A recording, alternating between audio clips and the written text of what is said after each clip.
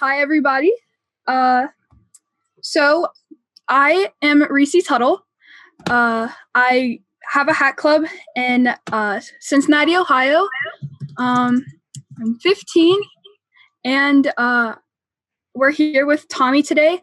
Tommy is a quote unquote retired black hat hacker, and is now a white hat hacker, and he's a bug bounty hunter. And I think it's just very cool that he's here. So I would like to start off with a question for Tommy. So, Tommy, what were you like when you were 15? 15, I guess that would have been 1998. I guess I was kind of just a normal kid. I wrestled for middle school and high school. I played soccer, and I was a hacker. I broke into government military computers and a bunch of Fortune 500 companies and things like that. But I did the same, just anything that a normal kid would do. I actually had two jobs at the time. I worked as a gas station attendant on Sunday, Monday, Wednesday, and Thursday. And then I worked as an Italian cook at a pizza place Tuesday, Thursday, and Saturday, something like that. I worked 7 days a week between the two jobs. Went to school. Naturally, I was a freshman in high school, I guess. And yeah, I think I was just a normal kid, aside from the whole hacking thing. Interesting. How did you learn about computers in the first place?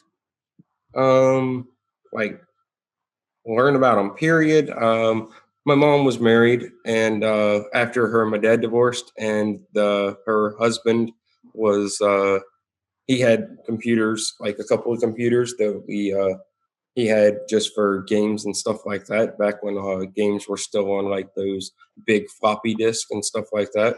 And that was aside from school, that was my first like experience with computers and stuff. Being able to play. There was some baseball game that I used to play with my stepbrother, and I don't remember the other games. Like I think there was a flight simulator game or something like that.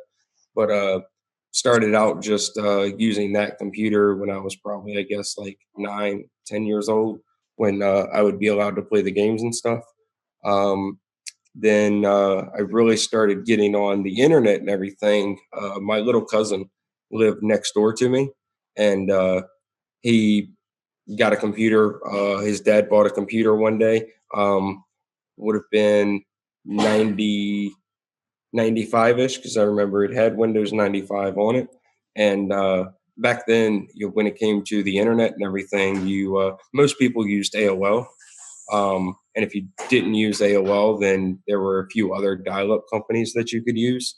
And my little cousin's cousin on the other side of his family was like a game programmer or something like that. So when they got their computer, they asked him to come over to their house and help them get it set up and everything. And instead of him getting them set up on AOL, he got them a Mindspring dial-up account. And when you got your dial-up account or from Mindspring back then, they would send you a floppy disk that came with a a file called MIRC, which was a IRC client, and that was where I first got introduced to like the world of the internet as far as IRC and everything like that. And once I got on there, it was kind of a wrap, because it was just so many people to talk to, so much things to learn and discover and everything like that. Just yeah, it was a wrap as soon as I got on IRC. Well, that's very cool.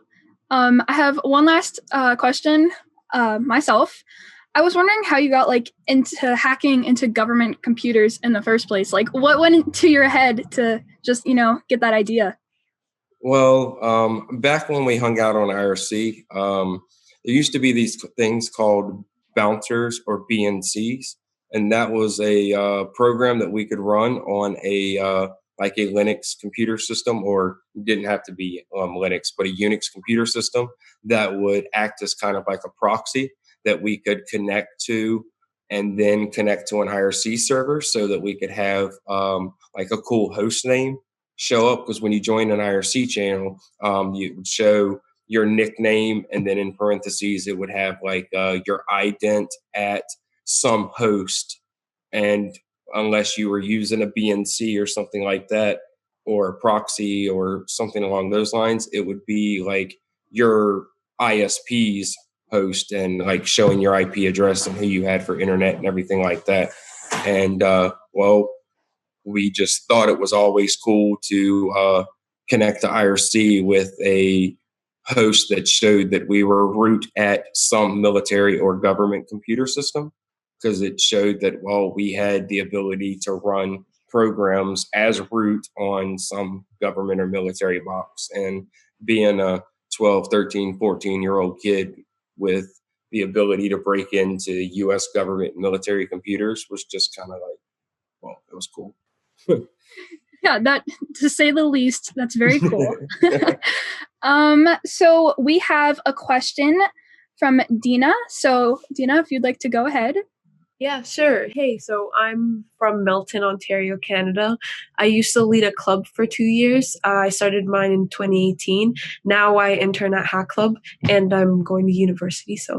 But I've actually been following you, Tommy, since I was like 15, along with Kevin Mitnick. Like, I love what you two do, and your stories. So my question for you is, what's your favorite thing to hack on? Like, I'm really into API hacking, so I'm curious. In general, just web apps in general.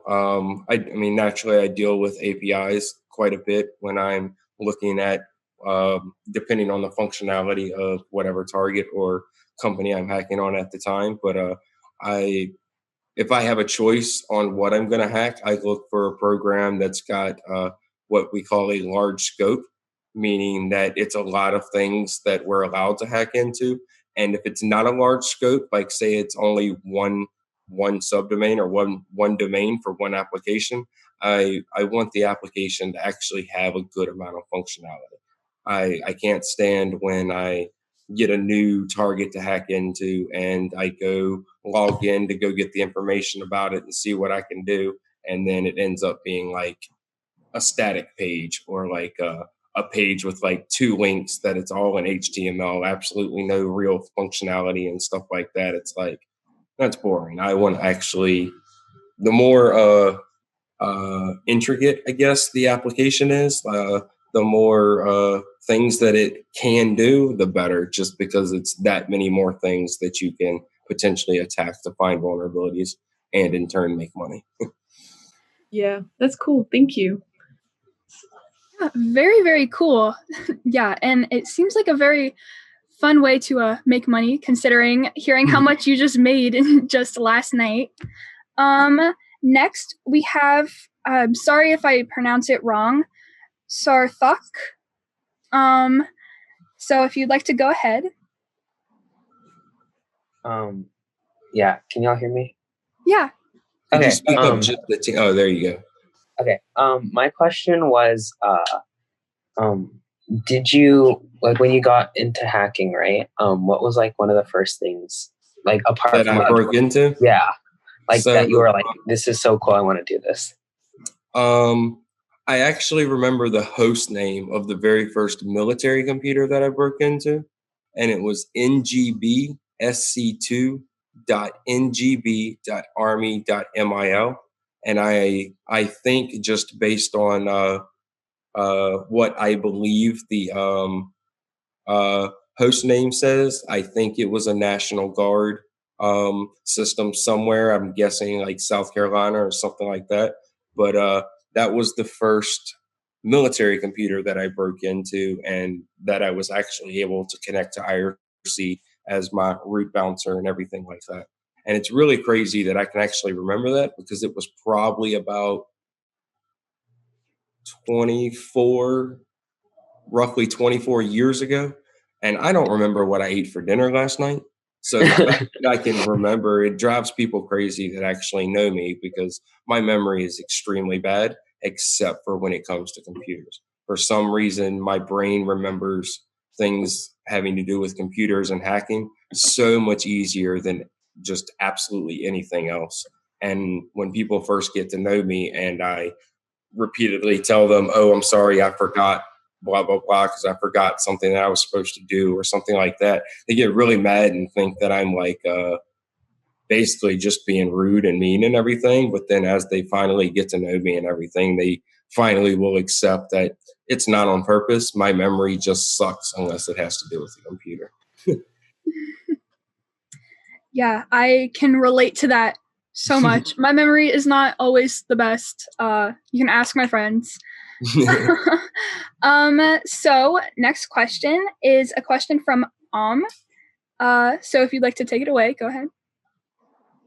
I'm from Canada. Thank you for being here. My question to you is this all right? Can you hear me? Oh, yeah. Yeah. So my question to you is, what were your motivations, like back in the day when you were a black hat hacker, and how have they changed? How have they changed till now? How has my motivation changed? Yeah, my motivation yeah. back then was a lot just curiosity, and the fact that people said that I couldn't do it. Like if we saw you in a news article or something claiming that nobody could break into your company's computers and stuff like that, well, we were going to target you. And just being able to do things that other people couldn't do. When you're 13 or 14 years old and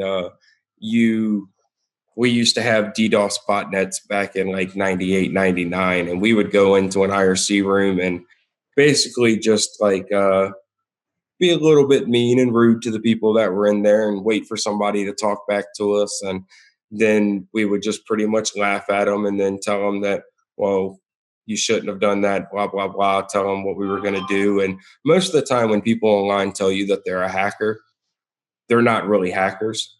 And well, most of the time for a while in the beginning, when we would go into rooms and do this type of stuff, everybody would laugh at us and like try to ban us from the room and stuff. And well, then we would quickly prove to them that we were real hackers. Like I remember back in like 1999, somebody that ran a chat room on FNet made me and a couple of my friends mad. So we ended up using our DDoS botnet to DDoS his internet connection, his home internet connection. And we accidentally took out like an entire city's internet because we hit it with so much bandwidth at the time, because systems back then couldn't handle it. And yeah, once we realized that we could do things like that, it was kind of like we kind of saw ourselves as like gods on the internet. We were kids that had the power to do just about anything we wanted on the internet. And it was just the coolest thing in the world. And then it's changed quite a bit now, I guess, because, well, now my motivation for hacking is money. I make a lot of money doing what I do. And that is my number one motivating factor right now when it comes to hacking, is to make as much money as I can. Yeah. Awesome. Thank you. Yeah, I was reading this book by like a Montreal hacker named Mafia Boy. Mafia Boy ran a group called TNT on FNet. It was a channel takeover group. And the channel takeover group that I was a part of, TDK, Those Damn Kids, we were at war with Mafia Boy a lot. And I actually vividly remember when he used his DDoS net to attack, Amazon, eBay, and a few other major tech companies back in 99 and 2000. That was credited as being the first like major DDoS attack against online retailers and everything like that. I remember when he got arrested and everything. Me and him never really got along because we were always like basically at war with each other, and we used to compete quite a bit to see who could make the bigger botnet and DDoS net and attack each other with it. That's so cool. Wow. What book were you reading that he was in? Was it called Confessions of Teenage Hackers, A Hacker's Diary? Yeah, the black cover. I think so. Chapter 5 of that book should have been called World of Hell, and that was the hacking group that I ran. It's actually Wow. WOH is actually tattooed across my stomach for the name of that hacking group. Wow. Awesome. Thank you. That is so cool. I can't imagine what it'd be like just sitting at home and your entire like city power just goes out. No, not the power, just their internet. Their To internet, the yeah. internet. The internet, that's worse. Well, we did it to entire countries back in 2001 after September 11th, like right after September 11th. September 11th, 2001, the day of the terrorist attacks, was actually my last day at school. I dropped out of school that day. When the planes hit the towers, I was actually in my English class. And after English class, in between when the first plane hit and the second plane hit, we changed class and I went to my government class. And when we got to my government class, we were watching the news about what was going on and everything like that. And that class was only an hour long. When that class was done, instead of going to my next class, I went and got in my car and drove home and started talking to, we had our own private IRC networks at the time where a bunch of hackers from all kinds of different groups, we would all hang out on the same IRC network and started talking to a bunch of them. And we formed a group called the Dispatchers where our goal was to disrupt the communications, internet communications and stuff like that for Middle Eastern countries because the news was talking about how Al-Qaeda and other terrorist organizations were using the internet to recruit people, to communicate and to plan attacks and everything like that. And we were a bunch of kids, so we couldn't really do but so much, but we figured that us going and trying to attack their infrastructure and break into their computers and stuff like that would be us doing our own little part, you know? Mm-hmm. Yeah. Wow. Wow. I can't imagine what it would have been like. Just wow. It was a lot of fun. And the crazy thing is a lot of the stuff that we were doing back then, aside from the DDoSing and stuff like that, but the actual hacking and everything, you still can do all of that hacking today. But the big difference is today, instead of you having to sit there and worry about the FBI kicking in your door to send you to prison, you can actually get paid for it by companies and everything. So the times have changed a whole lot when it comes to the whole hacking scene. Yeah, I agree with you on that. We have another question. Winston, if you would like to ask your question, go ahead. Thank you, Reese. So hello, my name is Winston Iskander, and I'm a hack clubber from Los Angeles, California. I saw a video on YouTube about you that explained who you are, and I was super captivated. Hello? Was it the $1 Million Hacker video? Yeah. Yeah, and I was super captivated. My question is, if you were to give us any piece of advice that you got from your friends, family, or your experience, what would it be? Probably that if you're really into security and hacking and stuff like that, look into bug bounties. I actually love giving talks to high school kids and even middle school kids, because when I was in middle school and high school was when I started as a hacker, and I know the thoughts and stuff that are going through kids y'all's age heads and everything like that. And you guys have no idea how lucky you are now that you have infinite resources online that allow you to explore and learn hacking and hacking techniques and stuff like that in completely legal ways. And I would just suggest to take advantage of all of that. Just like take advantage of the different sites and companies that allow you to that do free courses.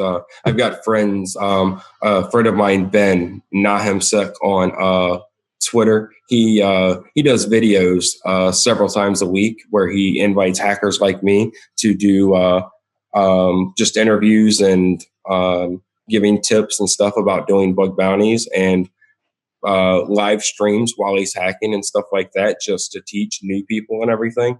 And I would highly suggest finding people like him and just paying attention to their live streams and stuff like that, and make sure you stay on the good side of hacking. 25 years ago, we didn't have the stuff to do on the legal aspect, so just about any hacking you were doing back then was going to be illegal. But nowadays, there's so many legal resources to allow you to hack and explore that you definitely want to take advantage of them. And it's definitely life-changing once you can get into bug bounties and really put in the effort and everything like that. It can change your life in a drastically good way. Yeah, I agree with that. I think staying on the good side of hacking is a very good idea. Yeah, but, y'all don't want to go to prison, I promise you. Yeah. It's not fun. Speaking of which, like, what is your story about that? Like, why did you get arrested? What was it like? How did that happen? Like, well, I was arrested for breaking into government and military computers and a bunch of other company computers and everything like that. Originally, after I was arrested, my lawyer had gotten me a plea deal where I was initially supposed to be given 6 months of what they call shock incarceration, a boot camp, 6 months of house arrest, and then probation for a few years. But in between the time when the FBI raided me and when I actually went to court and everything, it was about a year in between that time. And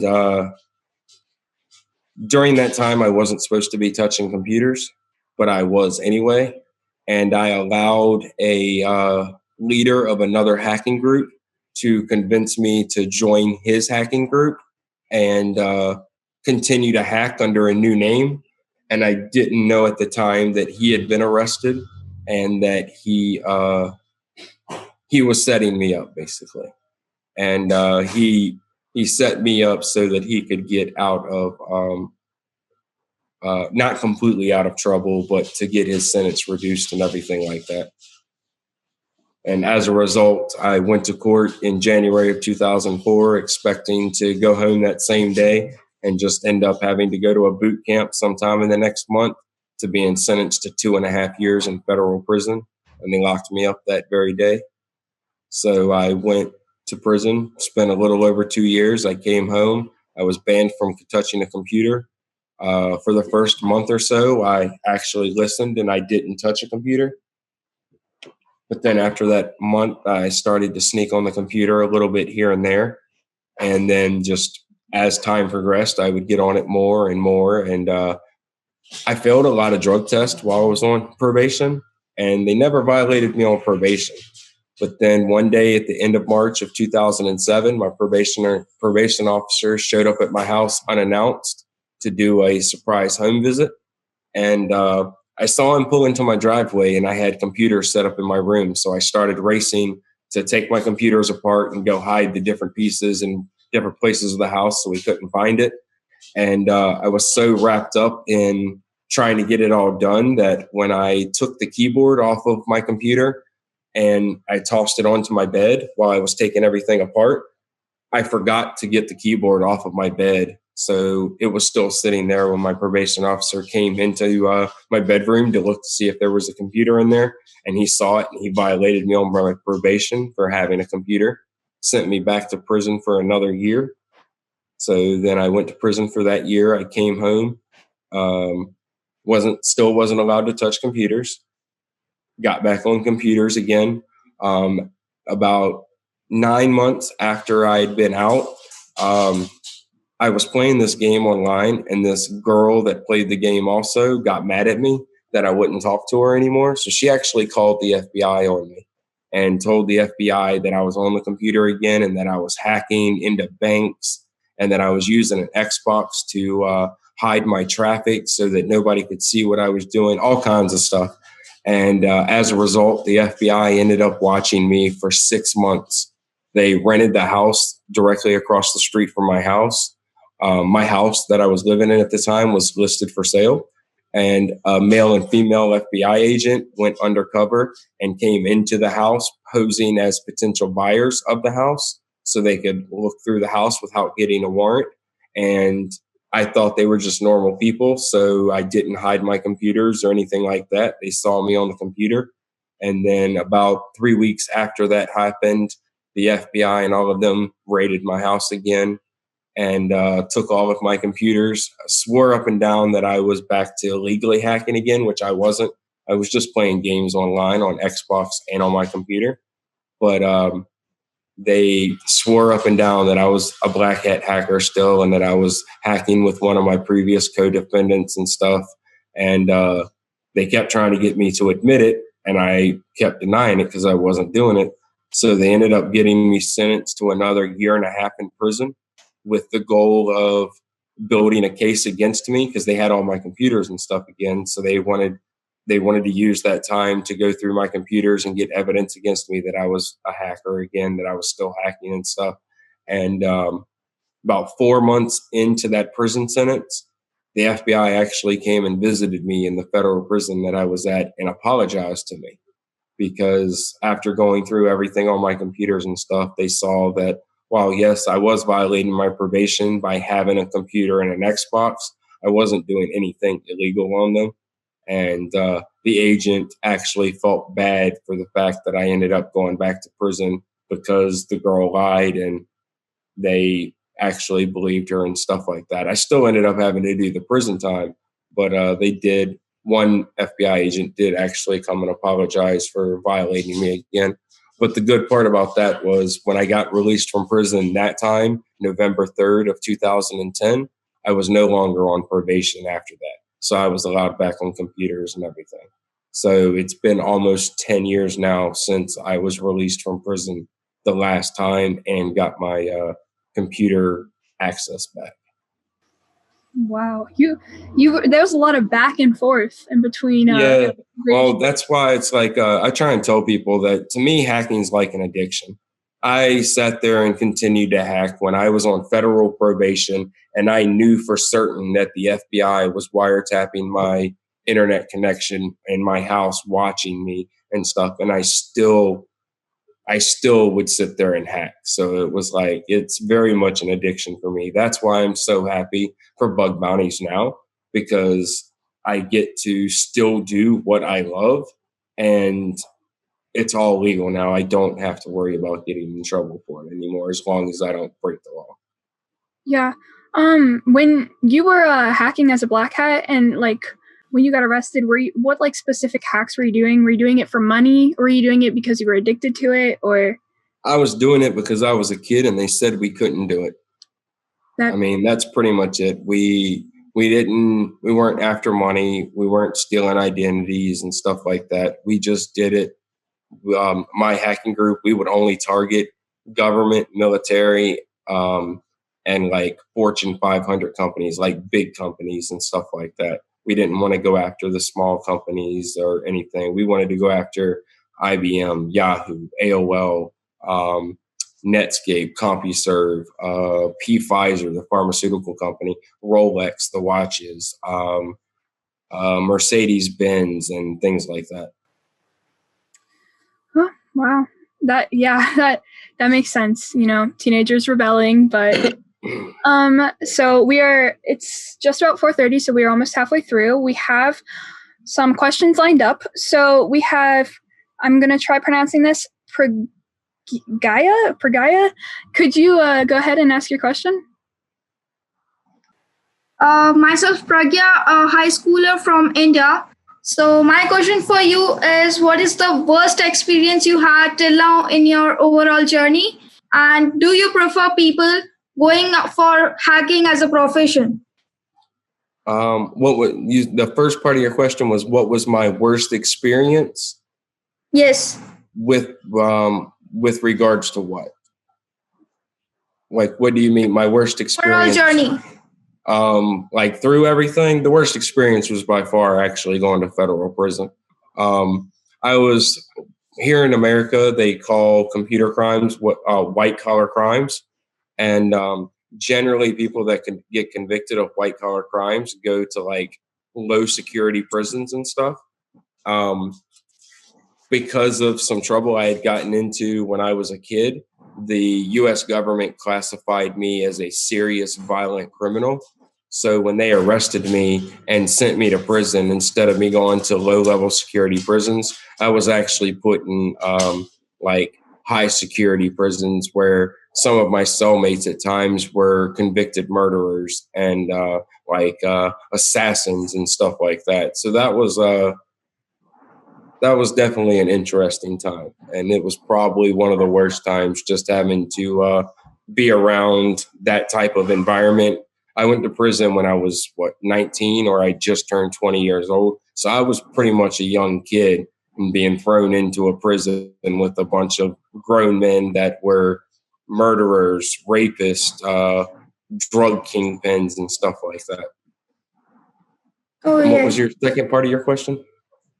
The second part is, do you prefer people for going for hacking as a profession? Oh, absolutely. If you have the desire to do it, I absolutely recommend people doing it. As more and more time passes, you have more and more things that are coming online. Think about all the different devices in your house that connect to the internet, smart devices, Alexas, thermostats, microwaves, and all of that stuff. As more and more of those devices come online, we're going to need more and more hackers that are finding the security vulnerabilities to help get them fixed. And I see hacking as one of the professions that's not going to go away anytime soon. And I think that it's going to be a really good job market for the foreseeable future for people that really have the desire and the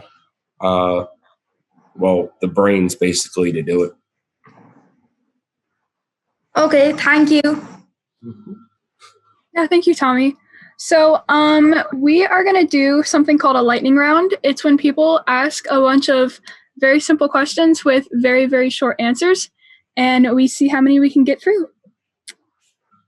So if somebody has a question, you can go ahead and ask. Okay, I have a question. Both of them are super short, actually. So you said you hacked Mercedes. What do they have that you can hack? Like just their cars or like? Their websites. Oh, okay. And back then, this was before you really had the smart cars and stuff like that. Mm-hmm. So when we were hacking back then, we were hacking websites and things like that. That's pretty much all there was for us to hack. And did you hate your cellmates in the high security prisons?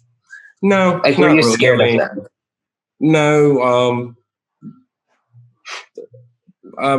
didn't hate them or anything like that. Just because we got along well and everything like that. But just being in that type of atmosphere and everything mm-hmm. like that was such a culture shock from where I was used to, like growing up as like middle class in the suburbs, and then being thrown into a high security federal prison with people that are from like the various ghettos and projects and like gangbangers and stuff like that was just a major culture shock.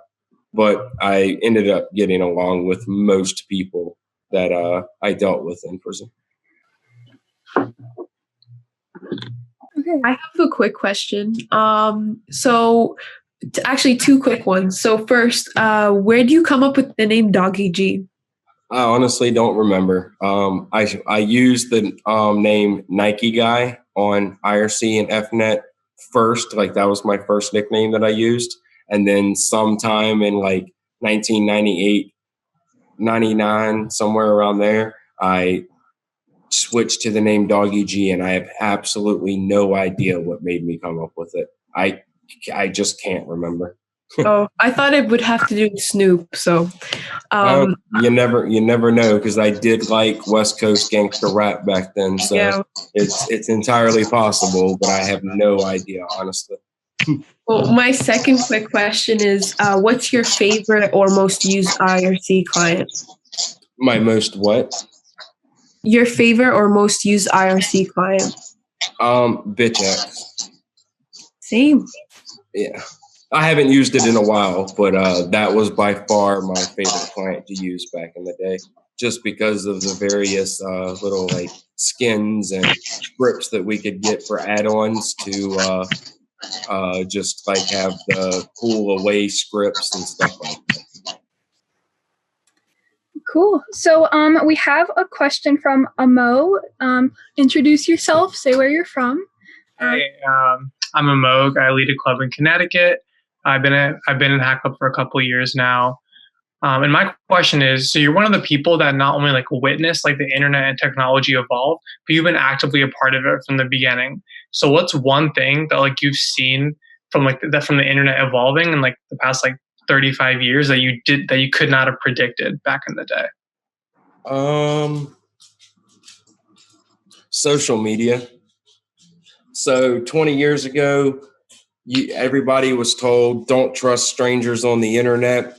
Don't give them any personal information about yourself and everything like that. And then here we are in 2020 where we routinely ask strangers from the internet to deliver us food to our houses and things like that. And just seeing things like that is just, it's such a 180 from where we were when I first started getting on the internet that it's a bit of a shock.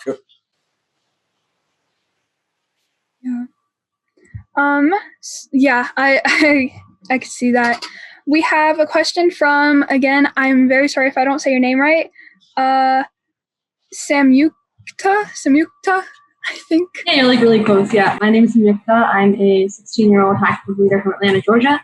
And my question is, if not for hacking, if you hadn't been introduced to hacking when you were like in high school, what do you think you'd be doing now? Can you say that one more time? I'm sorry. So if not for hacking, what do you think you'd be doing now? Well, while I was banned from computers, I was banned from computers overall for roughly 10 or 11 years. And I was actually a cook during that time. My favorite thing to cook, like for restaurants and stuff, was Italian food. So if I still was banned from computers and wasn't allowed to touch them, then I probably would be a chef. I would most likely be a chef. Thank you. I would have not guessed you being a chef, to be honest. It's just, it seems so like different, like hacker. Oh, I'm also a chef. Surprise. Well, you got to think about the fact that when I was banned from computers, I wasn't allowed to go to school, like college. So I couldn't go and work on a degree to get any other type of training. I couldn't work at any job that required me to use a computer in any way, shape, or form. So one of the few jobs that never needed a computer and stuff was either construction, which I did a bit of construction work and stuff too. I used to like working construction during the summertime where I was outside to get nice and tan and everything like that. And then, being a chef, you never really have to use a computer and stuff either. So they were just two fields that I could do in. My sisters all worked in restaurants as well as bartenders and servers and stuff like that. So it was kind of like a family thing. We all worked together a couple of times at different places where me and 3 of my sisters would all be working together. Yeah, that makes sense. So Isaac had a question for you, Tommy. So go ahead. All right. I was wondering, what's your favorite memory that you've made while hacking? Probably so in 2018, October of 2018, I set, I don't know if it's still the record, but it was at the time for the largest payout to a single hacker in a single day. And Verizon Media paid me $160,000 in one day. And as a result of that, I went and bought my dream car. So that's a pretty good memory. Yeah. Okay. So, Tommy, if people here have seen your interviews, they would probably know about your car, which you have informed me has been in the shop for 11 months. If you could just tell us really quick about your car, that'd be cool. if y'all have seen the Fast and the Furious movies, Paul Walker's character in the second Fast and the Furious movie, Too Fast, Too Furious, in the beginning of the movie, he's driving a silver and blue car where he drives on the right-hand side. That's a R34 Nissan Skyline GTR. Skylines were my dream car, so I have a 1992 R32 GTR, and it's had a whole lot of work done to it, so it's an extremely fast race car now, or it will be as soon as it's done, hopefully next week, and I can pick it up again. Wow. So we have 5 minutes till 15 minutes. And so let's see how many questions we can fit in. We have Lorenzo that asked a question. So if you want to go. Hi, my name is Lorenzo, and I'm part of a club in Louisville, Kentucky. And my question was, when you were in prison, did like the entire hacking scene change a lot? And then when you got out, like how did you catch back up to like the norm, I guess? It absolutely changed a lot. But as far as how I caught back up, I just pretty much, when I got back home, I just went back to just doing the same things that I was doing before. I didn't know a bunch of the new techniques for hacking and stuff, so I resorted to just using the same techniques that I was using beforehand, and then would just, as I could, I would read packetstormsecurity.com. Has been around for 2 decades. I would spend a lot of time reading information about different vulnerabilities and exploits that would get posted on there and stuff like that, and would just steadily learn as I went through it again.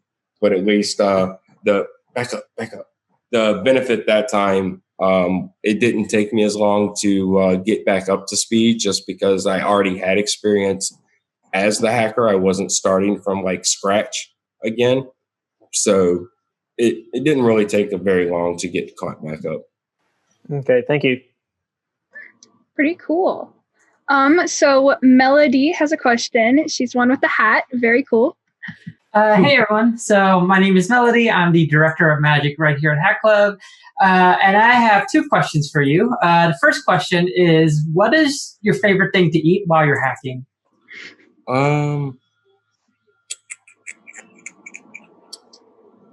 That's a good question. Definitely pickles. No pickles. Never pickles. I hate pickles more than almost any food object in existence. Pickles are the best. I hate pickles. They're so good. I like eating fruit by the foot and fruit roll-ups. They're a good little snack. That and Oreos and milk. I love Oreo cookies and some milk and chocolate milk. Oh, that's awesome. Yeah. Yeah, I actually have like a medically induced pickle craving. So I crave really salty foods, and like pickles are as salty as it gets for me. I absolutely love salt. When I went and got sub today for Subway, I had Subway for lunch. And when I order my sub, I tell them, okay, I want a little bit of lettuce, a lot of onions, a little bit of pepper, and I want you to try to give me a heart attack with the salt. Awesome. And then my other question for you. You can pretty much never use too much salt for me if I'm gonna. Oh yeah, I feel that. So my other question for you is that what is your favorite thing to eat when you were in prison? So we make these in federal prison. We had access to microwaves and stuff like that. So we would make fried rice and wraps and nachos and stuff like that. And I actually still make some of the meals. Go. Sorry, my dog hears all of y'all talking now, and I've got 2 of them sitting right here in front of me trying to get attention. Back up. I actually still make like the fried rice and nachos and stuff, even though I'm home on the street. My sister, one of my sisters has lived with me off and on over the last few years. She doesn't currently now, but even when she's living with me, she always refused to try the food. She always calls it the prison food, and she won't eat prison food. But I think it's really good. Thank you. Yeah, so I actually would have never thought that prison food was that good. Well, I mean, you got to think that it's probably not that great to most people, but compared to the food that they were feeding us in like the chow hall for our actual meals from the prison, the food that we could make was so much better in a lot of instances than what they were going to give us. So I just saw the chat and people are spamming it with wanting to see your dog, if that's doable. Oh, my dogs? Okay. Yeah. Hey, come here. Come here. I'm going to get some treats so that I can get them their attention. All right, come over here. Come on. Come here, me. This is so dramatic. Yeah. Okay, so you have Maisie right here. Here you go. And then come here, Jackson. This one is Jackson. Come here. Sit. This is my dog. He's a yellow lab. Now go to your bed. And then this is Mercy. This one right here and the pit over here are actually my roommate's dogs. But yeah, they're hanging out with me right now. And then Jackson's my dog. Your dogs are so cute. I love dogs so much. I'm more of a cat person than a dog person. I actually want to buy a tiger. But everybody that I know tells me that I shouldn't buy one. But one day I'm going to buy a tiger. So you might end up seeing on the news one day that I get eaten by my tiger. So, I mean, if you're going to die, I mean, that's pretty might as well get eaten by a tiger. So we have a question from Theo. So take it away. Well, hey, Tommy. I'm Theo. I'm a 16-year-old. I work for Hack Club, and I run a club near Boston. So my question is, what's your favorite tool to use while chasing down a bug? I know a lot of folks like Burp Suite for web stuff, but like, what are your favorite tools? Well, I use Burp Suite, but I don't use a lot of the pieces of Burp Suite that most people use.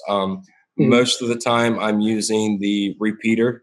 I do most of my hacking manually, so I don't use the active scans and stuff like that. But I'll use Burp Repeater, the Intruder occasionally, Turbo Intruder, which was written by James Kettle, Albino Wax. He's a like the head security person at Portswigger, an extremely intelligent dude, like probably one of the smartest people I've ever met. I like to use this tool called XSS Crappy, and that's a Python tool that you give it a URL, and it will spider as long as it can across that URL, looking for both hidden and non-hidden parameters and inputs and stuff like that, and we'll take a specific string and put that value into the different parameters to see if it's escaped properly for certain characters and everything like that. It's a tool to help find reflected cross-site scripting. I also like to use Aquatone for subdomain discovery, DirSearch for subdomain discovery, Nmap naturally for port scanning.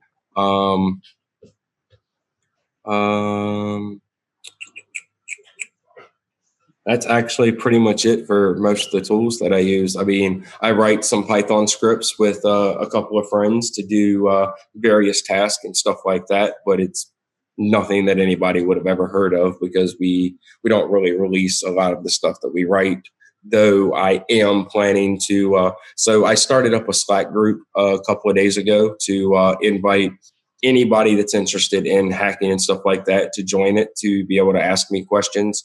And a couple of friends of mine that are on there with me that are really good hackers as well, so that we can collaborate with them and teach other people hacking and everything. And we are planning to set up a public GitHub and start releasing some of the tools that we work on, especially tools that we work on with people inside of this little community that I'm trying to make, so that other people can use them and everything like that. Oh, super cool. Thanks. Yeah. Oh, and just so y'all know, anybody that is listening to this, I have shared the link to my Slack publicly on Twitter a couple of times. Absolutely anybody is welcome to join it, to come and learn or share information, learn how to hack, or just to hang out and everything like that. Anybody's more than welcome to come, regardless of your skill level or anything like that.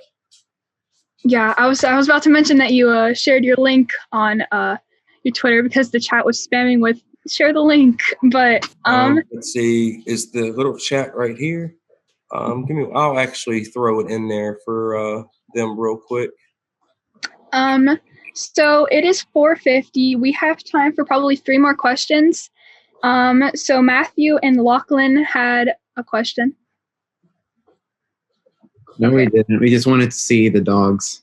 That was the Okay. So there's I don't know if that went to somebody private.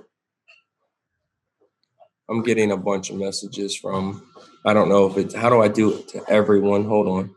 Let's see, everyone. Here we go. Okay.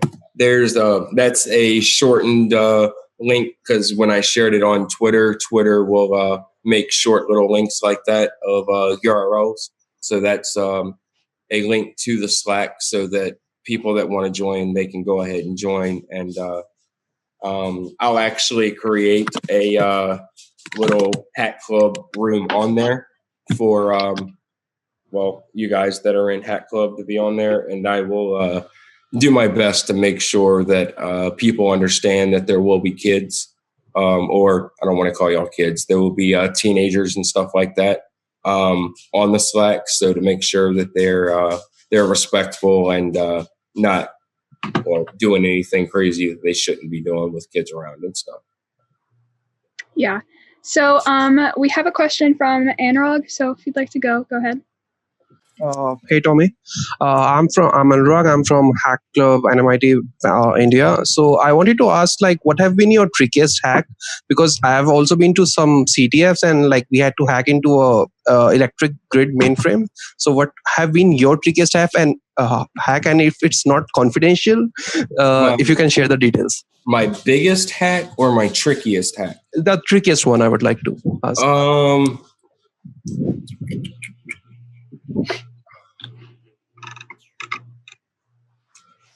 I don't really know what would have been the trickiest hack. A lot of the stuff that I target is a bug called server-side request forgery, and a lot of times it takes quite a bit of effort to find bypasses for blacklists and stuff like that. And I've had instances where you have an SSRF that you can make hit your own server and it will follow redirects, and a lot of people will sit there and make it hit their server and then get redirected right back to an internal server to try to access internal stuff. And I've had things where just doing that one redirect wouldn't work, and I've had to set it up so that an SSRF goes out, hits my server, gets redirected 6, 7, 8 times before it ends up getting sent back to try and hit something internal, and actually been successful hitting internal networks and stuff. It's for some reason it was properly blocking internal access for 1, 2, 3, 4, and even 5 redirects. But then once you hit that 6th redirect, it let it go internal. I guess it was maybe on some type of loop that was continuously trying, and it only tried up to 5 times. And once it got to that, it must have defaulted out to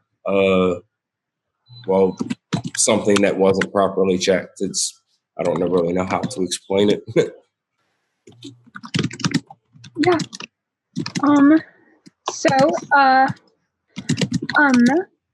We have a question from Zach. I'd like to go ahead. Yeah, sure. So I have 2 quick questions. Actually, my first one's a quick question. My second one's not. But my first question is, a few years ago, when I was a teenager, I went to DEF CON for the first time, and it was amazing. It was one of the coolest things. I don't know. I mean, it just felt like I had stepped into this world I had no idea existed. I love DEF CON. It was awesome. And so one sad thing that DEF CON's canceled this year. I know, I hear you. And one thing that was really interesting there was I went to a talk where there's a group of people who've been working on this tool called MassScan, and they announced and released it. For those of you who aren't familiar, there's a really popular tool that people use called Nmap that lets you check if IP addresses are open. So you can give it 5 IP addresses and try all the different things to see if you can access that IP address. MassScan was a tool that did that, but instead of just being able to test 5 IP addresses a second, this tool that they had built, they were able to scan the entire internet, every IP address on the entire internet, billions of computers in like a day. When they were demoing this, extremely fast port scanner and resolver and stuff like that. Yeah, exactly. And watching this, it was really interesting. Like, if I'm remembering correctly, during the live demo when they were showing this tool, they port scanned for OpenVNC servers, and within 20 minutes, they had gotten access to a warrant processing facility live on stage from Dallas, Texas, in a police department. And it just made me think, is the future of hacking like tools like Masscan that are just going to be like someone finds a common vulnerability, puts it on, writes a script to automatically compromise it or whatever, and then put that out on the internet? And if that is a future of hacking, where does artificial intelligence come into that? Like, I have a buddy who works at OpenAI, and he worked on the Dota bot that they made, and he strongly believes that within the next 5 years, there's going to be some horrible geopolitical event that's going to happen due to someone releasing some sort of like web crawling AI thing that's going to like shut down a bunch of services. Like, is that like a real thing that's going to happen? That's my first question. I personally don't trust AI. I sincerely believe that when true AI is available, and when I say true AI, I mean an artificial intelligence that literally can think on its own. The thing about computers and even AI, it's going to think about things logically. And when something aside from humans starts looking at Earth logically, they're going to see that logically, for the Earth to survive, humans are going to have to either go away or significantly change how we are. And I do believe that something like Skynet in Terminator is possible, to where artificial intelligence would want to take over, just because artificial intelligence will have, just like humans, we have a desire for self-preservation. And when computers can actually think for themselves, they're going to realize that the only way they're going to be able to continue living is to, do something about humans. Humans are are pretty much a parasite when it comes to Earth. We're one of the few things on this planet that take from the planet and we don't give back. And logically thinking, I just think computers will end up wanting to take over and turn against us if we get to that point. So I'm actually against AI.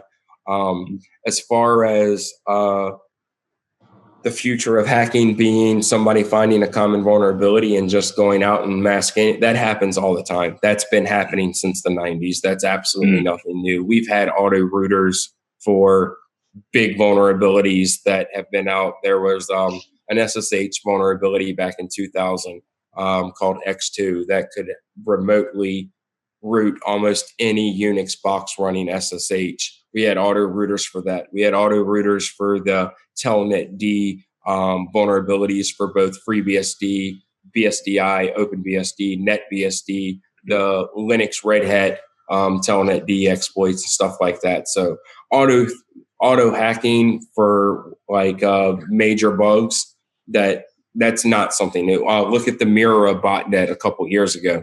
That was a self-replicating botnet that infected routers, security cameras and stuff like that just by scanning. It would infect something, scan the internet from thousands of different places, and they had hundreds of thousands of slaves at some point in time and stuff like that. So it's like, it's definitely going to continue happening in the future. But yeah, it's not just as in the future. It's happening now, and it has been for a couple of decades already. Awesome. Thank you.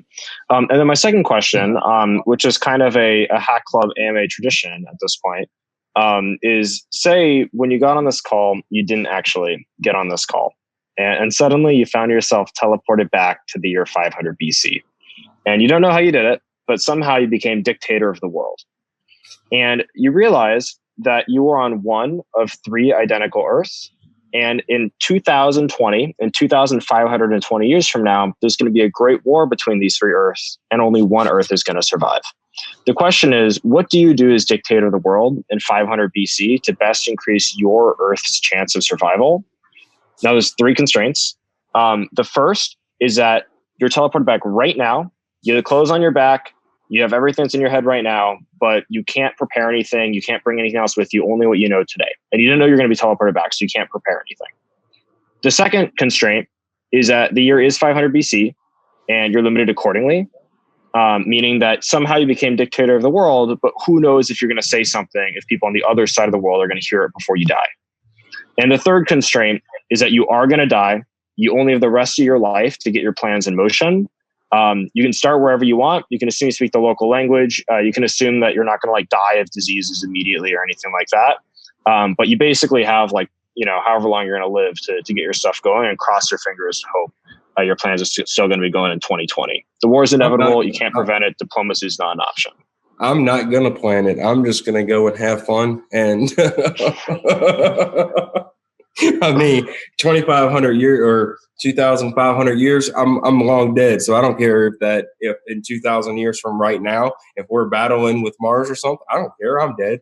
Probably my family ain't around in existence either. So I don't really have any desire to try to save the world from a rival war of the worlds. Cool. Awesome. Well, thank you so much. And thank you for joining us today. It's been a real pleasure having you. Maurice, I'm going to hand it back off to you to wrap up. So I do have to say, I feel like that was pretty iconic. I don't think we've had that answer before. We're just like, I don't care. I don't care what happens. So that was great. In a second, I'm handing it off to Melody, but there was one more question that the chat asked me to ask. And are you tabs or spaces? When it comes to programming, it all depends. Generally, it's going to be tabs, but a lot of times I sit there and end up, if I'm grabbing snippets of code or something like that from Stack Trace or Stack or whatever it's called, or just something like that, it annoys the hell out of me when people are using spaces, because then I have to sit there. And a lot of times it bugs me the most because they'll do like 4 spaces, and it's like, that just drives me absolutely nuts. So I'd want to use the tab because it's one button click instead of click, click, click, click, and then start typing. Okay, I agree with you on that so much. I'm going to get hate for that, but I agree with you. So I thank you so much for joining us today. I think we've all enjoyed it. We loved your responses, and we'd love to keep in touch.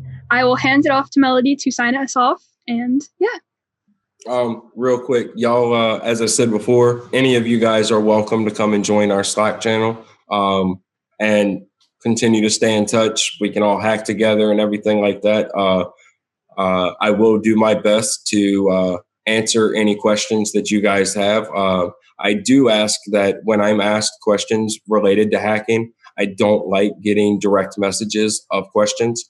I prefer that the questions are asked like publicly, either in the Slack or on Twitter publicly. So that way, when I answer it, other people, you can pretty much guarantee that any question one of you guys have, somebody else is having the exact same question. So instead of me having to answer hundreds of DMs a day and repeating myself all the time, I prefer to publicly answer the question. So that way I can answer it once and a bunch of people can benefit instead of, just one person here and there and everything like that. Okay. Cool. Good to know. Thank you. All right. Wonderful. And since you're plugging your Slack, let's plug ours. So here at Hack Club, we have our own Slack community full of teenagers hacking and building cool things together. So if you're a high schooler or teenager and interested in meeting other high schoolers or teenagers building cool stuff this summer, check out hackclub.com and there should be a link to join the Slack. So thank you so much, everyone, for joining us. We also have some exciting AMAs that coming up that I'm super excited to announce. So 2 weeks from now, on August 6th, we have Alex Stamos. He is a computer scientist at Stanford University and the former chief security officer at Facebook. He's a really good guy. Yeah. I'm hosting that. and then Alex, and then on August 20th, which is about a month from now, we're all gonna be hosting Nikki Case. They're like a game developer behind some super cool games you may have played in the past few years, like the Evolution of Trust, What We Become, What We Behold, and the Coming Out Simulator. So we're excited for that. And we also have a brand new AMAs page. You can go to hackclub.com/AMAs with an S at the end. Lachlan just launched it right before we went live. And now we have a page showcasing who we have up next. So yeah, so thank you so much for joining us, Tommy. Thank you all for having me. It was definitely a lot of fun. All right. As always, we have a nice, fun little like sign-off tradition. So what we're gonna get you to do is we're gonna get you to say countdown from 3, 2, 1, hack, and we say hack. Everyone puts their hands up. So okay. You wanna kick things off here? So I say 3, 2, 1, hack, and then everybody puts their hands up. Yep. Do I have to put my hands up? You should. Okay. All right. Okay. Do this. Well, how do I put my hands up? Just like this? Like hands up, don't However you want. Okay, so 3, 2, 1. Thanks, Tommy.